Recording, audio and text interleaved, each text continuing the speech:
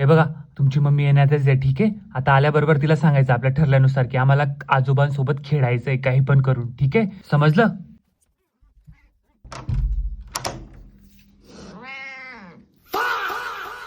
हो हॅलो पोरांनो, आपलं काय ठरलं होतं? अरे आपलं काय ठरलं होतं? मम्मीला काय सांगायचं होतं? अरे हेच सांगायचं मला तुम्हाला. हे जे तुम्ही दूध पिताय ना, हेच हेच माझ्यामुळे तयार होतं इथं. तुम्हाला काय वाटतं तुमची मम्मी बाहेर जाते दूध तयार करून येते? हो हॅलो, आपलं काय ठरलं होतं म्हटलं? इकडे कोणी लक्ष देणार आहे का तिन्हींमधून?